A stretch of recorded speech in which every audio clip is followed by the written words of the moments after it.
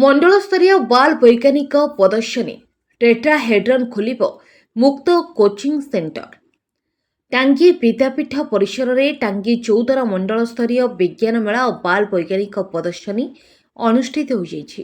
ଅନୁକୂଳ ପରିବେଶ ଓ ପ୍ରଯୁକ୍ତି ବିଦ୍ୟା, ରାଷ୍ଟ୍ରୀୟ ଆବିଷ୍କାର ଭଳି 2ଟି ଥିମ୍ର 7ଟି ବିଭାଗରେ ପ୍ରତିଯୋଗିତା କରାଯାଇଥିଲା।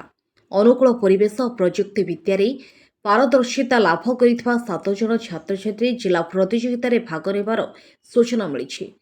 ବିଲୋତରୁଆ ଉର୍ଦ୍ଦୁ ପ୍ରାଥମିକ ବିଦ୍ୟାଳୟର ଛାତ୍ରୀ ସାଇ ସମ୍ପୂର୍ଣ୍ଣ ବେହେରା ଜୈବିକ ଚାଷ ପ୍ରଣାଳୀରେ ପ୍ରଥମ ସ୍ଥାନ ଅଧିକାର କରି ଅତିଥିମାନଙ୍କଠାରୁ ପୁରସ୍କୃତ ହୋଇଛନ୍ତି। ଏ କାର୍ଯ୍ୟକ୍ରମରେ ମୁଖ୍ୟ ଅତିଥି ଭାବେ ବିଧାୟକ ପ୍ରଶାନ୍ତ ବେହେରା ଯୋଗଦେଇ କଟକ ଜିଲ୍ଲାରେ ଟାଙ୍ଗୀ 14 ବ୍ଲକକୁ ଶିକ୍ଷା କ୍ଷେତ୍ରରେ 1 ନମ୍ବର କରିବା ପାଇଁ ଶିକ୍ଷକମାନଙ୍କୁ ଅନୁରୋଧ କରିବା ସହ ପରାମର୍ଶ ଦେଇଥିଲେ।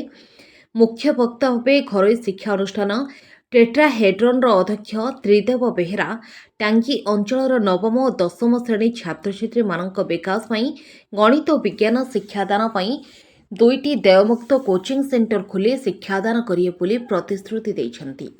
ସମ୍ମାନିତ ଅତିଥି ଭାବେ ଜିଲ୍ଲା ପରିଷଦ ସଦସ୍ୟ ଚିତ୍ତରଞ୍ଜନ ସାମଲ, ବିଓ କୁନ୍ତଳା କୁମାରୀ ଖଟୁଆ, ଅତିରିକ୍ତ ବିଓ ଅରୁନ୍ଧତୀ ଦେବୀ, ସୁଷମା ସାହୁ, ଟାଙ୍ଗୀ ବିଦ୍ୟାପୀଠର ପ୍ରଧାନ ଶିକ୍ଷୟିତ୍ରୀ ସୁଧାଂଶୁ ବାଳା ଦେବୀ ଯୋଗ ଦେଇଥିବା ବେଳେ ସିଆର୍ସିସି ଅକ୍ଷୟ ହାତୀ, ନୀଳକଣ୍ଠ ବ୍ରହ୍ମା, ରଞ୍ଜିତ ଗୁରୁ ଆଦି ପରିଚାଳନା କରିଥିଲେ।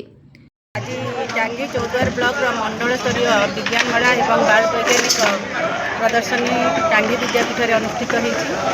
ଏଥିରେ 170 ଜଣ ଆମର କୁନି କୁନି ବୈଜ୍ଞାନିକ ଯୋଗଦାନ କରିଥିଲେ। ତାଙ୍କର ପ୍ରକଳ୍ପ ଆଣିଥିଲେ, 170ଟି ପ୍ରକଳ୍ପ ଆଣିଥିଲେ ଏବଂ ଏଇଟା ଓସେପାର ରାଷ୍ଟ୍ରୀୟ ଆବିଷ୍କାର ଅଭିଯାନ ଏବଂ ଏସିଆର୍ଟିର ବାଲ୍ ବୈଜ୍ଞାନିକ ପ୍ରଦର୍ଶନୀ ଉଭୟଙ୍କ ମିଳିତ ଆନୁକୂଲ୍ୟରେ ଅନୁଷ୍ଠିତ ହୋଇଛି ଏବଂ ପିଲାମାନେ 7ଟି ବିଷୟ ସବଥିମ୍ରେ ସେମାନଙ୍କର ବିଭିନ୍ନ ପ୍ରକଳ୍ପ ଗୁଡ଼ିକ ଆଣିଥିଲେ ଏବଂ 7ଟି ସବଥିମ୍ରୁ ଯେଉଁ ଛାତ୍ର ପ୍ରଥମ ସ୍ଥାନ ଅଧିକାର କରିଛି ସେ ଜିଲ୍ଲା ସ୍ତରର ବିଜ୍ଞାନ ମେଳାରେ ଅଂଶଗ୍ରହଣ କରିବ।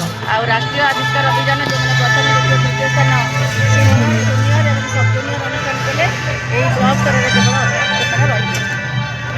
विज्ञान हूँ मनुष्यर आवश्यकता। विज्ञान बिना बंचा असंभव। मनुष्य सारा विश्व बर्तमान विज्ञान द्वारा चली। तेणु विज्ञान मेला एक पिला मध्य अंतर्निहित शक्तिर गुणावली विकास करिव। सेमाने निश्चिंत जड़े भूमि वैज्ञानिक होई जेमती देशर एवं राज्यर गौरव हासिल करेंगे एवं भविष्य में आमर जो ब्लॉक स्तरीय विज्ञान मेला कार्यक्रम होती से आमर समस्त सीआरसीसी एवं आमर मान्यवर विधायक प्रशांत कुमार बेहेरा महोदय एवं आमर टेट्राहेड्रन मुख्य त्रिदेव बेहेरा महोदय एवं आमर बीओ मैडम कुंतला कुमारी खटुआ महोदय समस्ते उपस्थित रही ए कार्यक्रम को शांति श्रृंखलार सहित शेष करिसेंती। तेणु आम ब्लॉक तरफ एवं आमर जो संघ रही संघ तरफ अनेक अनेक शुभेच्छा ज्ञापन करी रोचु।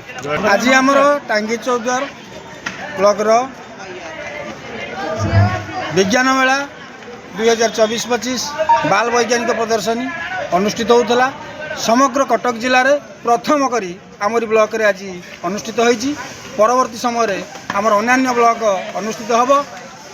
यही कार्यक्रम रे आमर प्राथमिक स्तर आरंभ करी उच्च माध्यमिक स्तर पर्यंत मोट 70 गोटी प्रकल्प 170 गोटी प्रकल्प एथरे अंशग्रहण करते। कुनि कुनि छात्र छात्री तथा आमर गाइड शिक्षक मानकर प्रत्यक्ष तत्वावधान कार्यक्रम चली। वर्तमान यह शेष पर्यायर उपनीत। यह एक सफल कार्यक्रम। एथिरे कौनसी प्रकार विच्युति ना। बहुत सुंदर कार्यक्रम।